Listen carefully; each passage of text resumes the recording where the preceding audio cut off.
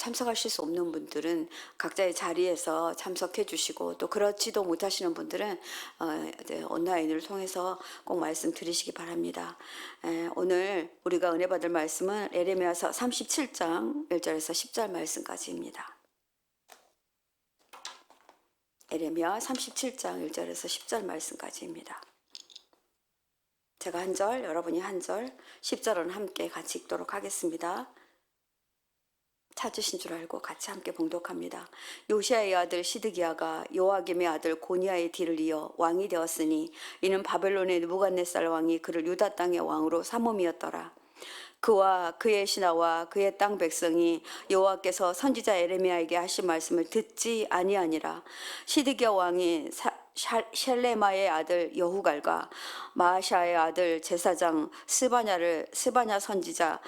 선지자를 에레미야에게 보내 청하되 너는 우리를 위하여 우리 하나님 여호와께 기도하라 하였으니 그때에 에레미야가 갇히지 아니하였으므로 백성 가운데 출입하는 중이었더라. 바로의 군대가 애굽에서 나오매 예루살렘을 에워쌌던 갈대아인이 그 소문을 듣고 예루살렘에서 떠났더라. 여호와의 말씀이 선지자 에레미야에게 임하여 이르시되 이스라엘의 하나님 여호와께서 이와 같이 말씀하시니라. 너희를 보내어 내게 구하게 한 유다의 왕에게 아뢰라.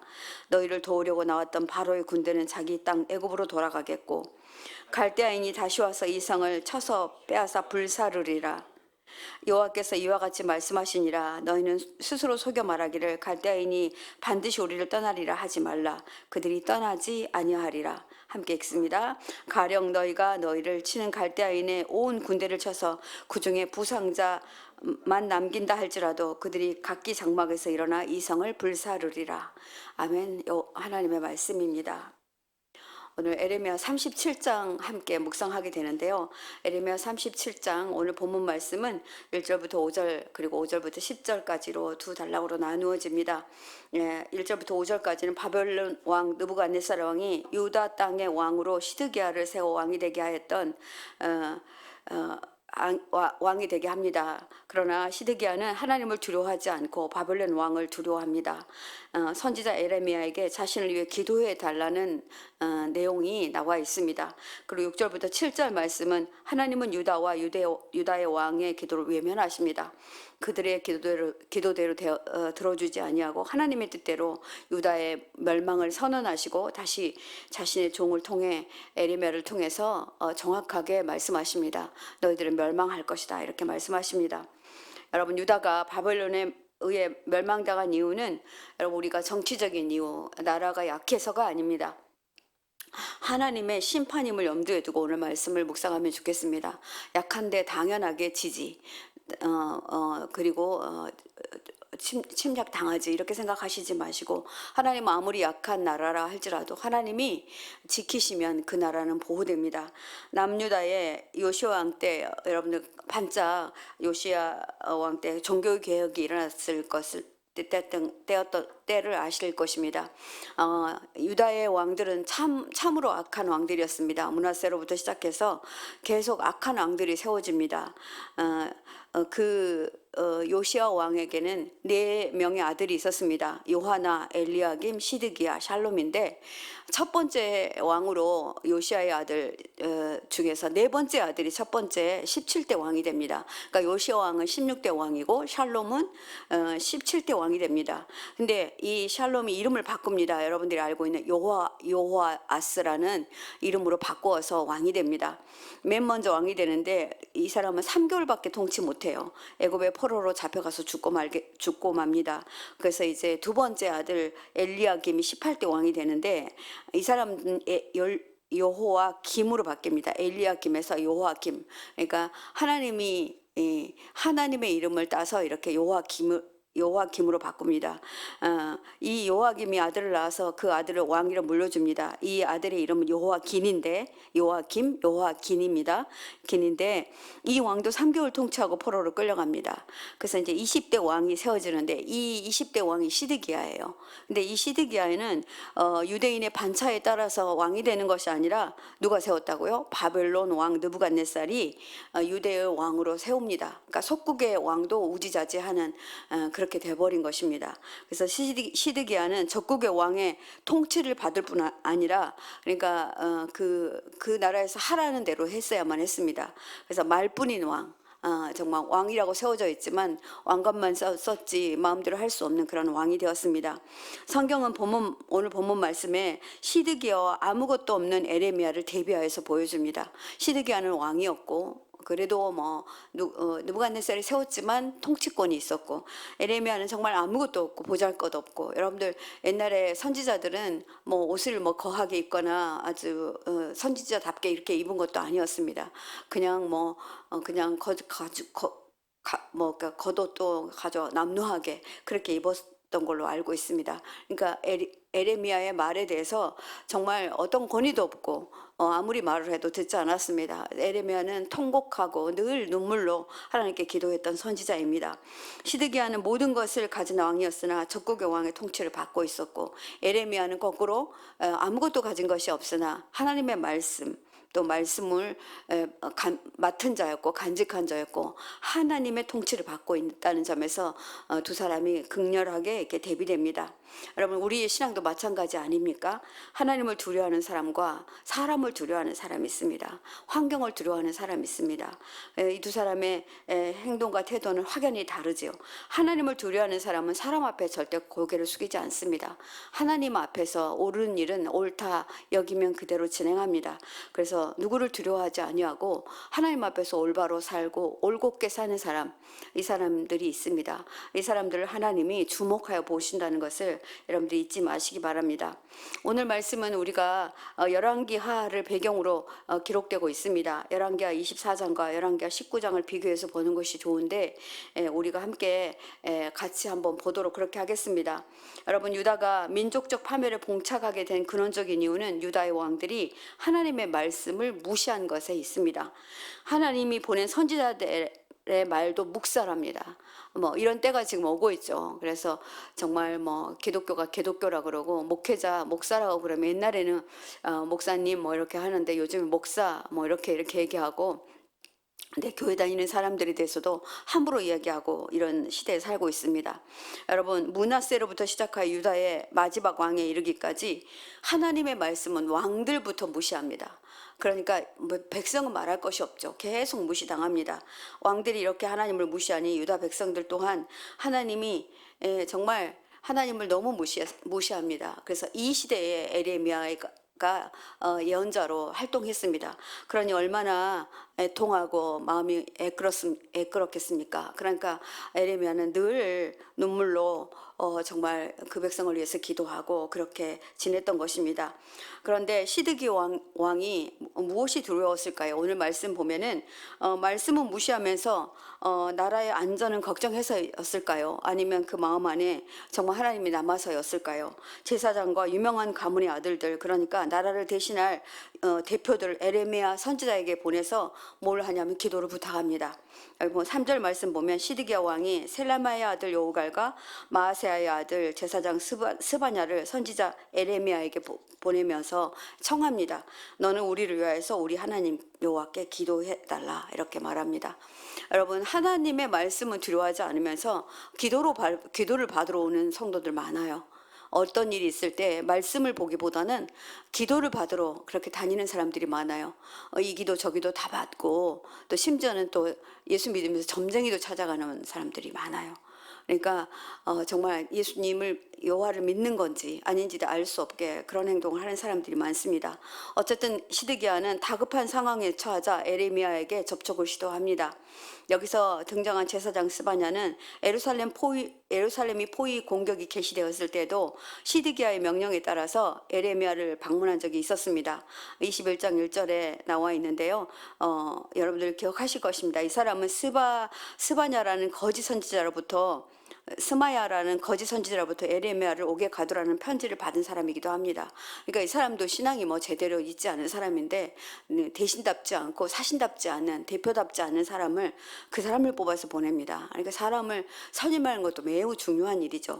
그들은 히스기야 왕 때 아수르 군대가 예루살렘에서부터 철수하였던 기적을 혹 베풀어 주지 않을까 하는 마음이었을지도 모른다고 생각이 되어집니다. 왜냐하면 아수르 군대가 정말 어려움을 당한 당할 때 히스기야가 기도해서 은혜를 받았던 적이 있거든요. 그러니까 선지자를 찾아가서 이렇게 한번 구해보자 이렇게 했을지도 모르겠습니다. 배경은 알 수 없지만 이렇게 이제 보내서 기도를 해달라고 얘기하는 것입니다. 그래서 열왕기하 19장 32절에서 37절 말씀 보면 이런 말씀이 나와 있습니다. 대략 제가 한번 요약해 보겠습니다. 히스기야 왕은 나라의 위기에 자기 옷을 찢고 베옷을 두르고 주님의 성전으로 먼저 들어갑니다. 모든 대신들과 제사장들에게 베옷을 다 나누어 입게 하고 이 사람들을 누구에게 보내냐면 이사야에게 보냅니다. 똑같죠. 그런데 뭐가 다르냐면 히스기야 왕은 자기가 먼저 나라의 위기에 베옷을 두르고 성전에 들어가서 먼저 기도한다는 겁니다. 그런데 시드기야는 어떻습니까? 자기는 가만히 있고 이 사람들만 보낸다는 점이 다릅니다. 오늘은 환난과 징계의 굴욕의 날입니다. 아이를 낳으려 하나 낳을 힘이 없습니다. 이렇게 기도합니다. 나라의 위기를 이사야에게도 알리고 하나님께도 알립니다. 그리고 아시리아 왕이 보낸 랍사게의 행악을 전부 다 기도로 올려드립니다. 주 예언자님의 하나님께서 그가 하는 말을 들으셨으니 그를 심판하실 것입니다. 그래서 하나님께 여기 남아있는 우리를 구원해달라고 그렇게 요청합니다. 이사야는 이 말을 듣고 당신들의 왕에게 이렇게 전하십시오. 하나님이 바로 응답합니다. 선지자에게 주님께서 이렇게 말씀하십니다. 아시리아 왕의 부하들이 나를 모욕하는 말을 내가 들었다. 이미 난 알고 있다. 그렇게 말씀하십니다. 두려워하지 말아라. 내가 그에게 한 영을 내려보내어 그의 뜬 소문을 듣고 자기 나라로 돌아가게 할 것이며 거기서 칼에 맞아 죽게 할 것이다. 그 증거로 죽게 되는 랍사게가 죽게 되는 일들을 예언합니다. 너희는 유다의 히스기야 왕에게 이렇게 전해라. 내가 의지하는데 하나님이 예루살렘을 아시라의 왕의 손에 넘어가지 않게 할 것이다 하는 약속을 줍니다. 너는 그 말에 속지 말라는 편지를 히스기야에게 전합니다. 그 랍사게의 말에 속지 말라라고 이렇게 말합니다. 히스기야는 사신들에게 이 편지를 받아 읽고 바로 또 말씀을 들고 성전으로 올라갑니다. 그래서 주님 앞에 편지를 펴놓은 뒤 주님 이렇게 말씀하시니 감사합니다. 이렇게 말합니다. 여러분들 혹시 기도하실 때에 우리가 말씀을 받으면요. 그 말씀 붙잡고 기도하셔야 됩니다. 말씀이 약속입니다. 말씀이 우리와 하나님과의 사이에서 받은 언약입니다. 그러니 하나님이 이렇게 말씀하셨으니 저는 이 말씀 듣고 기도합니다. 이렇게 하시는 것이 옳다라는 것입니다. 우리 하나님 이제 그의 손에서 우리를 구원하여 주십시오. 세상의 모든 나라가 오직 주님만이 홀로 주님 하나님이심을 알게 해주십시오. 이렇게 기도합니다. 얼마나 히스기야와 시드기야가 다른 모습을 보여줍니까? 히스기야 왕은 나라의 위기에 왕이 먼저 베옷을 입었다는 것입니다. 먼저 회개하며 나아갔다는 것입니다. 그런데 시드기야는 어떠합니까?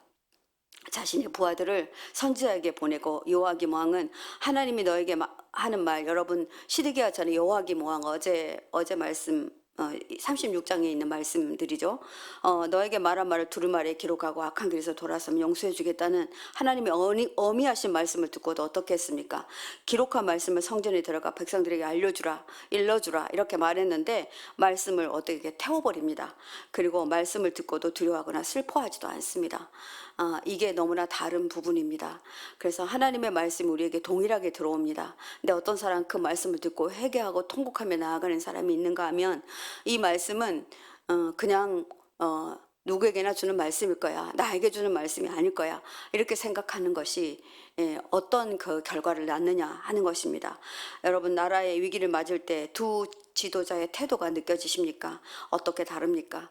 나는 또 어떻습니까? 나는 어떤 어려움이 있을 때 어떻게 합니까? 하나님 앞에 나와서 주님 제가 무엇을 잘못했습니까? 내 가족이 무엇을 잘못했습니까? 이렇게 묻지 아니하고 자기를 정당화하고 누구누구 때문에 누구 인하여서 이런 일이 있다 이렇게 말하기 일쑤입니다. 하나님이 보시기에 너무나도 행악한 것입니다. 악하다 이렇게 말하고 있습니다.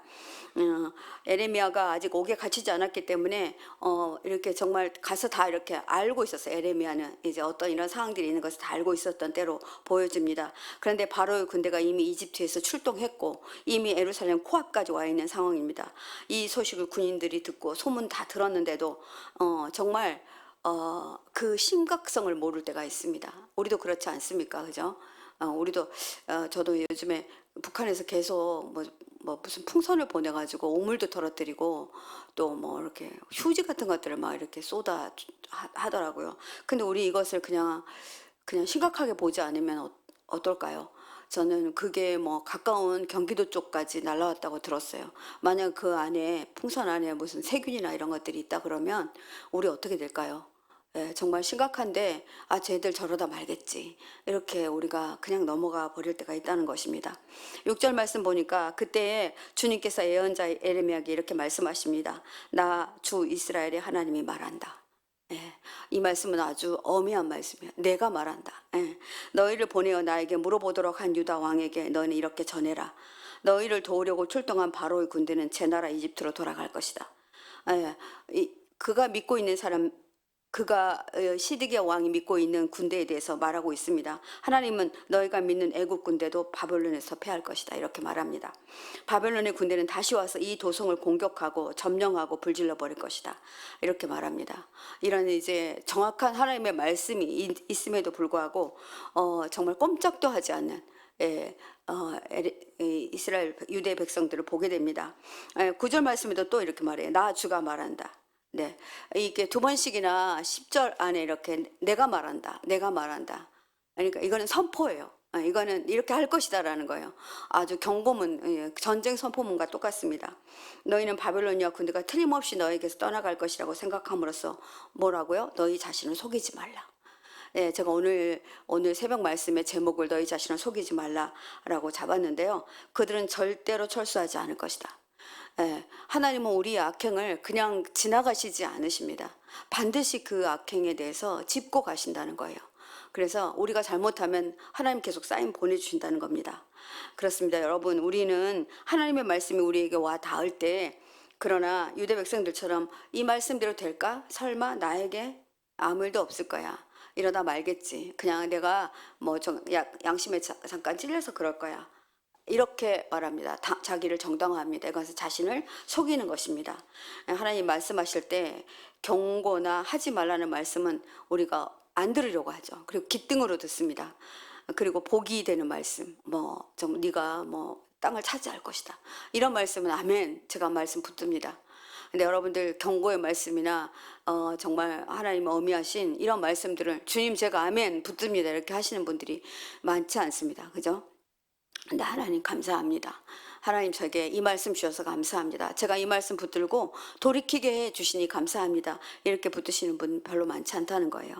성도 여러분, 최근 하나님은 여러분에게 어떤 경고를 하고 계십니까? 예, 저는 요즘 최근에 굉장히 이렇게 건강에 대해서 굉장히 많이 저한테 경고의 말씀을 주셨어요. 좀 많이 힘들어하는 때가 너무 많아서 이걸 주셨거든요. 그래서 하나님 제가 어떻게 하면 좋겠습니까? 제가 이 말씀 붙들고 그냥 이제 잘 이렇게 그냥 예전같이 넘기지 아니하고 하나님 제가 이 부분에 대해서 하나님께 그 인도하심을 구합니다 하고 기도하는 중입니다. 여러분 우리 삶 가운데 일어나는 일들을 여러분 간과하시지 마시기 바랍니다. 교통사고가 자주 난다. 자주 가족들이 아프다.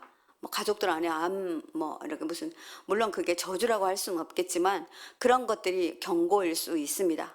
예, 그렇지 않을 수도 있지만 경고인 경우가 더 많습니다. 그러하니 여러분들 우리 주위에 어떤 일들이 일어날 때 이것들에 대해서 하나님 왜입니까? 무슨 신호입니까? 라고 우리가 다시금 하나님께 이 문제를 가지고 나아가는 것이 필요합니다. 하나님은 우리의 악함을 보고 징계를 하시지 않는 분이 아니십니다. 말을 듣지 않을 때 반드시 심판하시고 징계하셔서 우리가 돌아오기를 기다린다는 것입니다. 에레미야는 그가 들은 말씀을 분명하고도 단호하게 전합니다. 절망과 패망의 말씀을 듣고 그대로 전해야 하는 선지자 에레미야의 마음은 또한 어떠했을까요? 자기 백성들에게 너희들 망한다, 너희들 다 끝났다 라고 말하는 그의 마음들을 한번 헤아려 보시기 바랍니다. 그래서 어떤 목사님들은 축복 하러 이렇게 이사신방 같은 데 가는데 계속 하나님이 경고의 말씀을 주신다는 거예요. 근데 그때 가서 그 말씀을 전하면 시험 들까 봐 거기서 멈췄다 이런 분도 계시더라고요. 그런데 정말 사랑한다면, 그 성도를 사랑한다면 그 성도가 그 사업을 하는데 뭐를 주의해야 되고 뭐를 해야 되는 것인지를 말씀해 주는 그런 목회자가 되어야 될 거라고 그렇게 믿습니다. 여러분 9절 말씀에서 이렇게 말합니다. 스스로 속여 말하지 말라. 예, 스스로 속여져 말하지 말라라는 히브리어는 관용적 그 표현인데요. 스스로 속이다라는 말은 나샤라고요. 나샤. 예, 그래서 미혹하다, 속이다라는 뜻을 갖고 있습니다. 그리고 스스로 자신을 속이는 경우에 나샤라고 말합니다. 스스로 자기 자신을 속이는 경우입니다. 설마 내게 재앙이 닥칠까? 하나님이 설마 이 정도로 나를 버리시겠어? 하는 마음입니다. 이런 것들은 우리가 계속 돌이키지 못하도록 사단이 주는 마음입니다. 그러니 이런 마음들이 올 때에 주님 그렇습니다. 오늘 이 아침에 제게 회개하라고 돌이키라고 주신 말씀이라 믿고 제가 이 말씀 순종하며 나아갑니다. 이렇게 하라는 것입니다. 너희를 공격하는 바벨로니아 군대 전체를 너희가 물리쳐서 부상병이 몇 명밖에 없다 그러도 다 부상병이라 할지라도 하나님은 그들을 일으켜서 그들이 장막을 떨치고 나와서 도성을 불질러 버릴 것이다 이렇게 말합니다. 그러니까 너희들이 그 상황 보지 마라. 하나님이 반드시 하신다면 하시는 분이다 이렇게 말하고 있습니다. 여러분 유다에 대한 심판의 불가피성 꼭 하나님이 하셔야 되는 불가피성을 보고 완전하게 실행되고야 말 것이라는 하나님의 단호하고 엄미한 말씀 우리에게 동일하게 주어졌습니다. 오늘 우리도 어떻게 하실 것입니까? 히스기야 왕처럼 베옷을 입고 회개하며 기도하며 나아가시겠습니까? 시드기야처럼 이렇게 안이하게 그렇게 대처하시겠습니까? 오늘 제가 말씀 하나 드리겠습니다. 잠언 13장 말씀인데요. 13장 21절입니다. 재앙은 죄인을 따르고 선한 보응은 의인에게 있느니라. 이르느니라 이 말씀입니다. 하나님이 주신 말씀입니다. 우리 오늘 하나님의 말씀 붙잡고 함께 기도함으로 나아가겠습니다. 기도함을 나아갈 때 우리 함께 은혜 받는 귀한 시간 됐으면 좋겠습니다. 네, 우리 오늘 2절 말씀으로 기도합니다. 그와 그의 신하와 그의 땅 백성이 여호와께서 선지자 에레미야에게 하신 말씀을 듣지 아니하니라. 우리는 각자에게 하나님께서 말씀하십니다. 날마다 말씀으로 인도하십니다.